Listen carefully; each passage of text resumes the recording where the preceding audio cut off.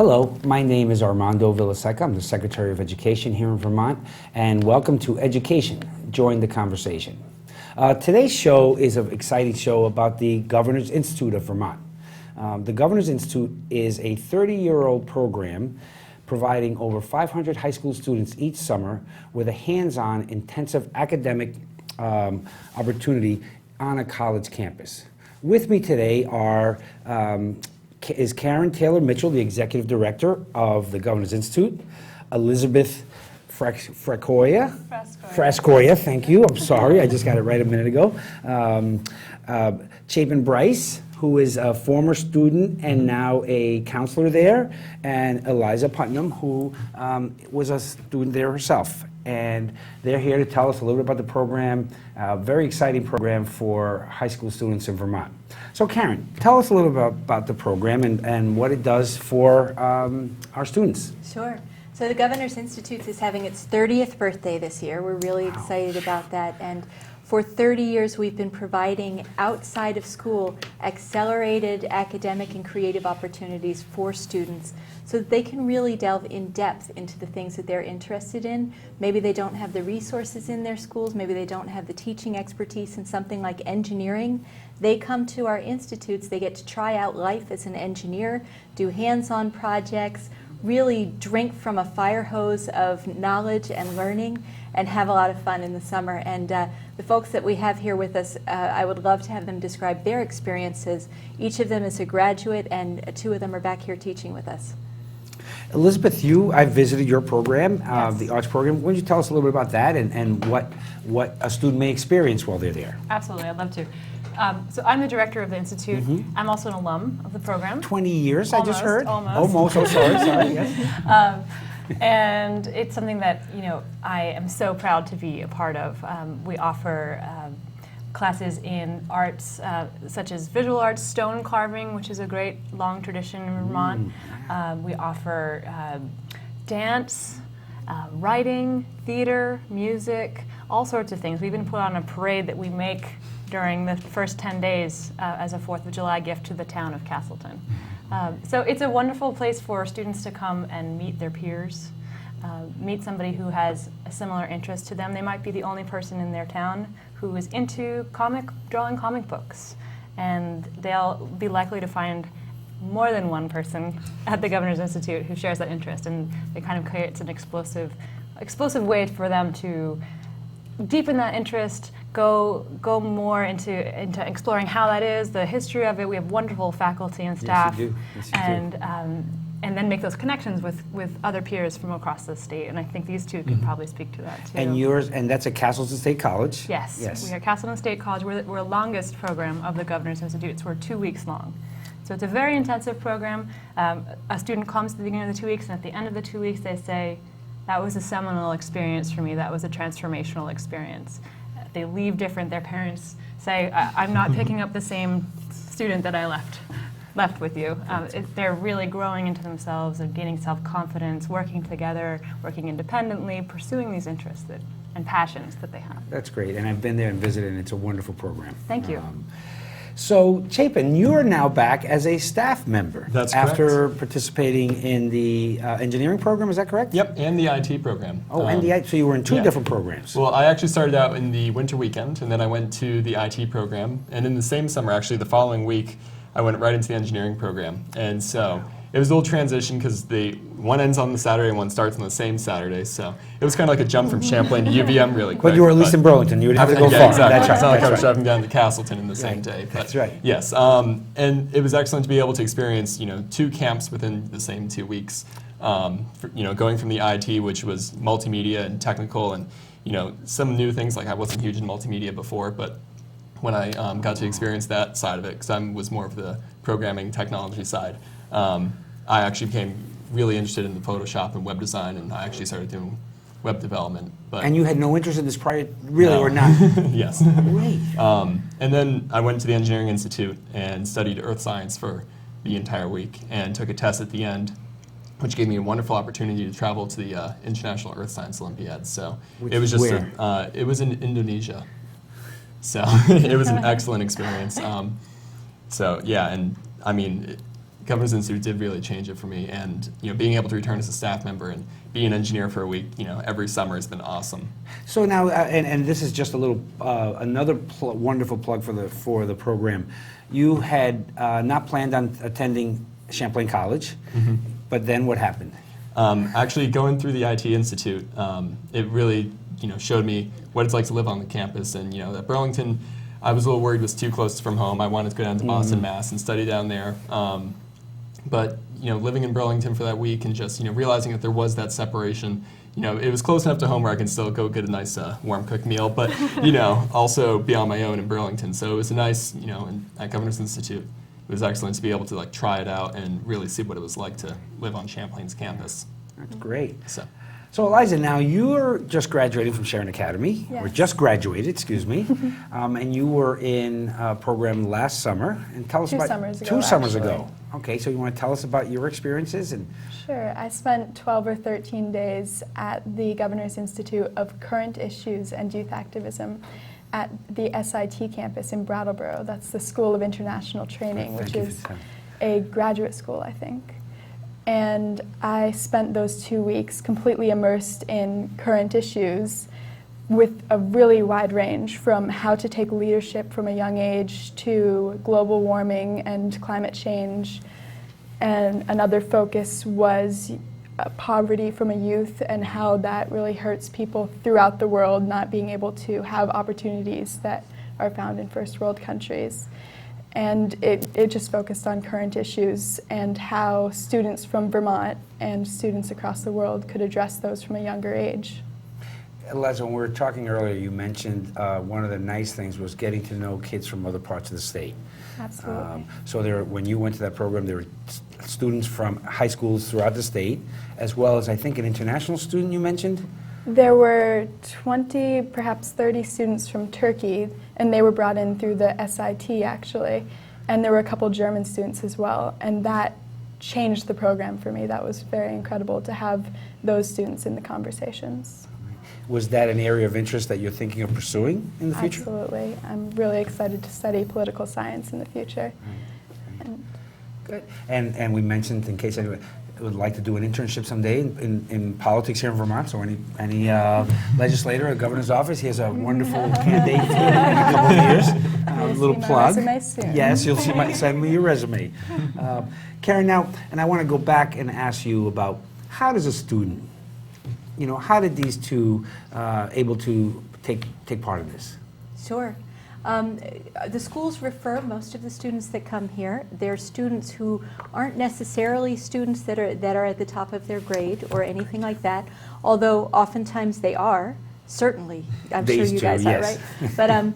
But oftentimes they're students that are just very passionate about or very curious about a subject. So as Elizabeth said, oftentimes that can be isolating. If you're a student with a real passion for mathematics, you're not likely to find peers around you in a small school who are also really into mathematics or information technology or even your particular flavor of the arts. And so with the Governor's Institute's 10 different institutes, which includes 8 summer institutes this year and 2 winter institutes, you're able to come really get a flavor of those and try them on, talk to people. The institutes are taught by professionals in the field and experts in their fields. Talk to people who have really made a living doing this and understand what the pathways are that are going to get you there. Work on it and see whether that's something that you want to do. Even if you decide that engineering is not the thing for you, that's a much better thing to learn in high school before you shell out the big bucks for college. Right. So a student, goes to this and sits in a class and listens to lectures? No, I know. I'm throwing you a softball. I would say no. I'll take that one. Please take any of them, and I actually like to hear from the students as Sure. well. Yes. Well, I mean, unequivocally, no. No. And there are some points at which Sure. there are things being put out there by our staff. But one of the things that actually our students say that they enjoy most is learning from each other. We learn a lot from them too, and they are able to synthesize things in a hands-on way. We have really active and interactive classes going on, and in the arts, it's of course you're working on your craft. Right. And I think at all of the institutes, I actually went to the Math Institute prior to it becoming part of the GIV. And there I was explaining to Chapin earlier that I had experiences that I still think about now, because someone came and talked about how math influenced geology, and it wasn't something I had ever thought about. So I still think about that lecture and how that goes, and that somehow comes through in my art. And I think whatever career someone does out of these Governors Institutes after having this wonderful experience, they take lessons with them that are more integral, really central issues about confidence, about how to approach problems in the world or how to approach their interests, and how do you learn? If you have an interest, how do you find out that information? How do you find mentors? And I remember it was last year, Chapin, I don't know if you were there, but it was engineering, and they were shooting off rockets. Yep. Every year. Every year. So tell us a little bit about that. What type of applied learning did you experience there? Certainly, yeah. Engineering, we do a lot of projects. It's all very project-based. The students come in knowing a strand they want to be in, whether it's robotics or earth systems engineering or whatever way they want to go. There's 5 different strands, and each strand has some topics that they can come in. It comes in with a challenge, like, okay, well, there's a fictitious teddy bear factory that needs to launch these teddy bears, over to the next bin or whatever. We need to come up with an equipment that can launch a teddy bear 10 feet and hit precisely on this dot. And so throughout the week, they built a teddy bear launcher, and it's a little challenge for them to meet. And I mean, yes, there are some lectures. We get guest presenters that come in, just brilliant minds from like IBM and even UVM's, I'm forgetting the name of it, the drag car that they have. Oh, yes. And they come in and they talk about what they do. We get some local businesses that support solar energy and wind energy.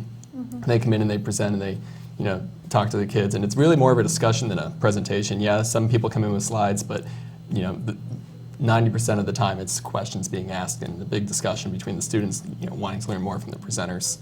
So it's that, and one of the things that I think public schools lack is the application of learning. Why is geometry important in my life?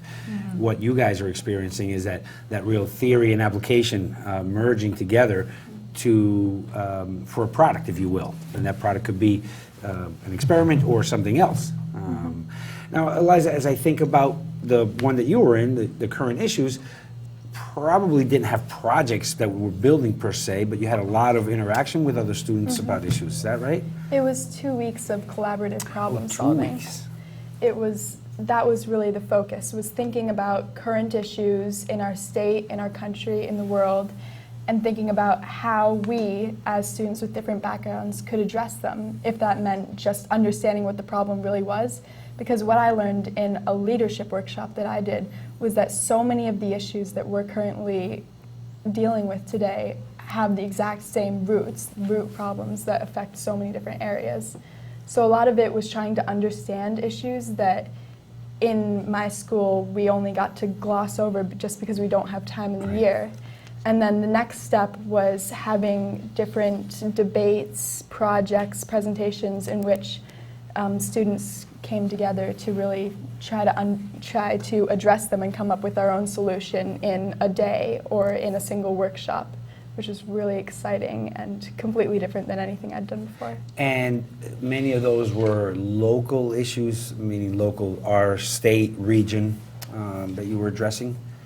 There were some that were really local, considering local food in Vermont and how we can make that more sustainable and more viable for more people. But there were a lot of national issues as well to consider. Inequality in schools in terms of school districts and funding was one that really Which we talked about on the way over here. Yes, absolutely. And there were so many different ones that I got excited about. Redistricting, a lot of political issues, and yeah, it was incredible. And it was nice because, again, both of you, or all of you, with students from different parts of the state who may come with different backgrounds, different perspectives, and obviously different opinions. That was what defined it for me, was being with students from throughout the state and throughout the world and discussing these issues, because I'd never been in a room in which every kid was really excited about political science and current issues, and to have that environment where everyone was so excited, that was incredible for me. And then to realize that not everyone agreed with me, not everyone came from Windsor County and had the same opinion as I did. Right. So Karen, that has to be, I mean, I think what Eliza just said is really, to me, one of the real shining stars of what you do, is that opportunity to bring kids together. Absolutely. With adults. Absolutely. Yeah. They tell us that's the most important thing. I mean, we've just done this 30-year retrospective study to see what are the long-term outcomes of what we're doing. Are there any? Because we've heard all this anecdotal evidence for years of parents and students coming up and saying, it changed my life, it changed my life. Well, how? You know, what did it do, and is this a lasting effect after years? And with that, I mean, we found these amazing statistics, like 93% of alumni over the last 29 years have reported that GIV influenced them as they made choices about their future, which is wonderful, and a credit to my predecessors and Elizabeth's predecessors who have taught this program, and the people who created it. We also asked them, what are some of the components that are most important for you of the program? And the top one they said is being with other students who are thrilled about learning, who are excited to get up in the morning and go to breakfast and do math problems over breakfast. I was there this morning. They were doing problem sets at breakfast at 7:30 in the morning. And that's because they love it so much. And so each institute is different. They're all different topics, but each one is a gathering of students that is passionate about that topic or that set of topics, whether it's engineering, whether it's information technology, whether it's our Environmental Science and Technology Institute, where students get to go and work with the scanning electron microscope and the cutting edge equipment up at UVM. And I talked to a kid coming downstairs from that, and he said, this is the best day of my life, you know? And I'm not that person. If he were in school with me, he wouldn't be getting that from me or any kind of positive reinforcement. This is where they get positive reinforcement. Students that come to our Asian Cultures Institute have the opportunity to really delve into Asian cultures. It's Chinese, Japanese, the languages, the cultures, the histories, the politics, etc.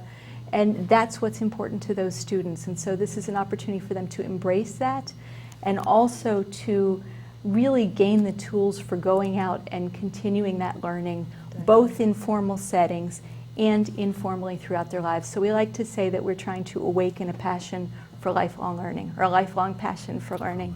And I think we do that very effectively. And I also noticed that over 85% of them also talked about how this helped increase their self-confidence in themselves and what they're doing, which, as we know, quite often that is the difference between success or failure in school or in many things, if you don't have the confidence to try something new that may be outside your comfort area. Elizabeth, one of the things that you said before was because we have many very small high schools in the state, Right.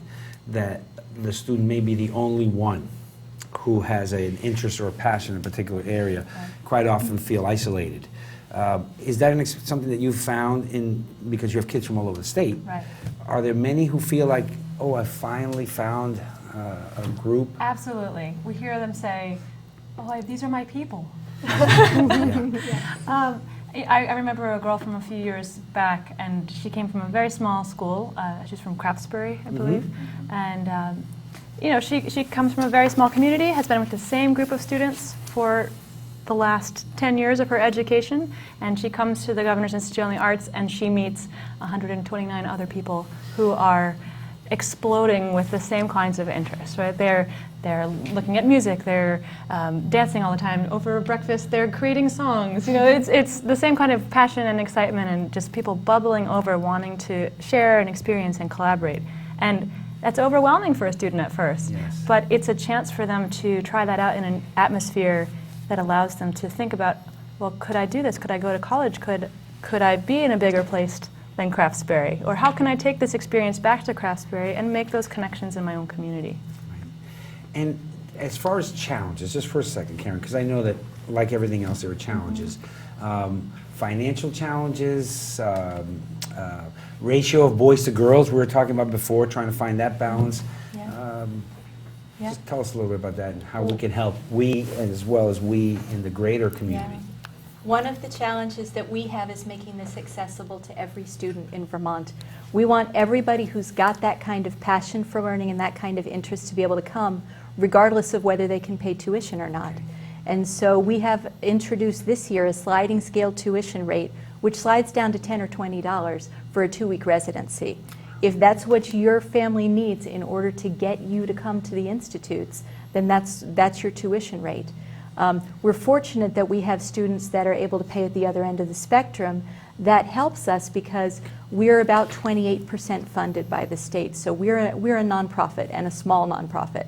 28% of our funding comes from your department, so thank you very much. And the rest of it, some of it is tuition, the rest of it is donations from the community. We have major donors like UVM EPSCoR, or Vermont EPSCoR up at UVM. Yes. That really helps us incentivize women and disadvantaged students into STEM institutes.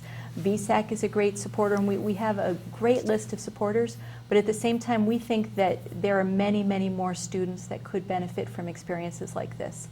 So right now we serve about 2% of high school students in Vermont, and we know that 20 to 30% of high school students could benefit from an experience like this. And would benefit greatly from it. So the question is, how do we provide more opportunities to these students? How do we make sure that they're accessible to every Vermonter, not just the ones that can afford a pricey program? We aim to provide these world-class programs here where students, if they had the resources, might otherwise go to MIT or might go to Carnegie Mellon or something like that. Instead, we make them local so that they're accessible, we make them affordable for everybody, and we make them places where Vermonters connect with other Vermonters, both peers and professionals, so that we're building our community.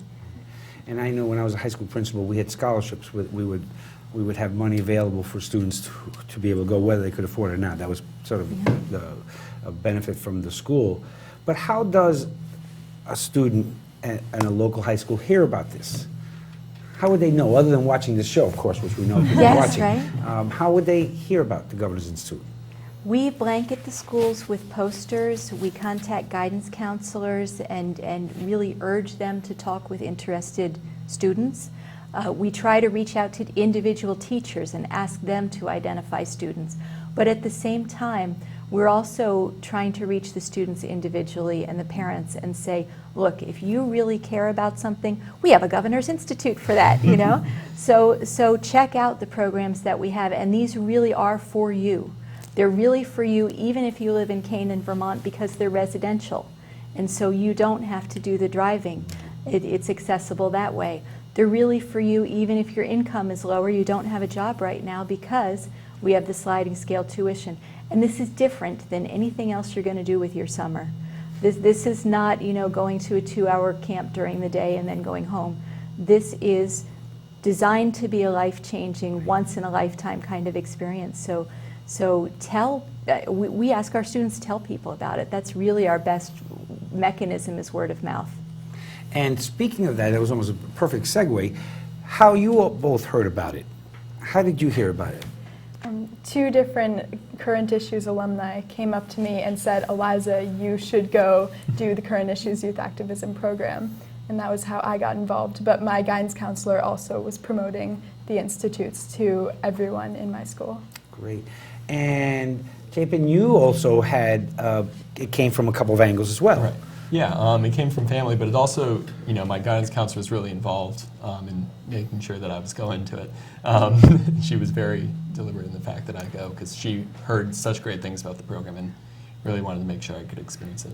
And that's, I think I want to make sure that folks understand that word of mouth is wonderful, but the school really has to take that step and get the word out there to students, and that individual connection with a student to say, you know, Eliza, this would be really good for you, you should consider doing that, is so important. And Elizabeth and I look at the arts, quite often the art teachers or music teachers have that sort of relationship with students. Yes. Do you get a lot of referrals, if you will, referrals not the right word, but students who go there because their art teacher said, you know what, this would be great for you, you've been just longing for something, or?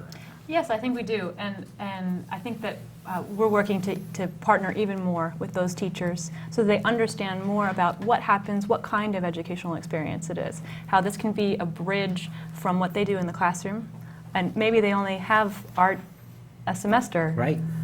During high school. You know, our arts curriculums have certainly been cut back over the years. We know that. And this is a way for them to do something that is not offered in school, or take the next step. Right. Right? Right. We have access to materials that they can't access in the high school, or they don't have time. Like Eliza was saying, you might cover something, but not as deeply as you could in this kind of And intensive exposure experience. to areas of the arts, for example, that your teacher or your school may not have an expertise in or the ability to Exactly. do. Right.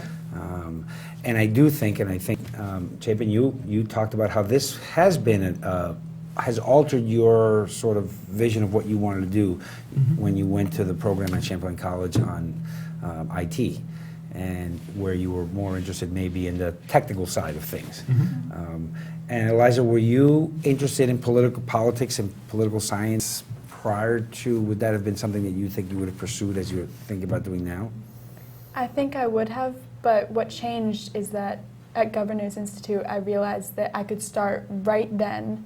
Right then, I could start making connections with people and learning more about the subjects that interested me, and being a youth activist at age 14, which is when I did the program. And I'm still in touch with all of the people that I spent those 2 weeks with. During the protests in Turkey a couple weeks ago that are ongoing, I got multiple messages from friends from Turkey who I had met through Governor's Institute talking about what had happened, and I was able to ask them questions and get their perspective on it. Right. When you mentioned the Turkish students, I thought about that first thing, that now you have a connection here from Heartland, Vermont, to Ankara or Istanbul, wherever they may be, that most of us don't have. So that was a great connection. Karen, just as we're sort of closing, any other things that we may not have covered that you'd like folks to know about, or Sure. I'm sure you do. Of course. I would just like to urge your viewers to tell everybody that they know about the Governor's Institutes, because this really is one of the best kept secrets in Vermont. We have a lot of difficulty recruiting girls for our STEM programs. We have engineering, information technology, environmental science, and mathematics, and we would love to have more girls coming to those. On the flip side, we have difficulty having boys come to our Arts Institute, our Current Issues Institute, and our Asian Cultures Institute. So also helping students understand that there is a place for them here, regardless if society is telling them they can't be an engineer. If they think it might be cool, they should come check it out, you know? If they're getting a message from society that learning Right. isn't cool, they should come to the Governor's Institute, and they're going to see it is very cool and very, very fun, and it's going to be life-changing. And break down those concepts of gender roles and careers that really should be shattered, because, you know, what you're just saying right now, how do we get more young women into engineering, more young men who look at the arts program? Right. But thank you very much for being here. This was very informative. I learned a lot, even though I thought I knew a lot about the Governor's Institute, and I visit every year. But one of the emphasis that I want to have about this is, if you watched our last show, it was about summer learning and after-school learning opportunities. We know that the best way to help students achieve success is by providing them with enrichment opportunities outside of school that are relevant to their real lives. I know that this program is one of the leaders in that area, and I'm a big supporter of it, as I am a big supporter of extended learning opportunities, both after school and in the summer. So thank you very much for what you do. I'm excited to go visit again this year. The governor is very excited about the program, especially it's named the Governor's Institute, and particularly the area around the STEM, which he has very much a focus on, that you have that, there is that nice bridge between the two. Thank you for joining us, and I hope that you learned something here today about the Governor's Institute. Please spread the word. If you have any way of supporting the Governor's Institute, whether it be financially or through other means, please let us know. As you can see right in front of you is a sign with the Governor's Institute logo and some of the programs they offer, and I'm assuming that there's a website on there as well. There is. So thank you very much, and see you next month.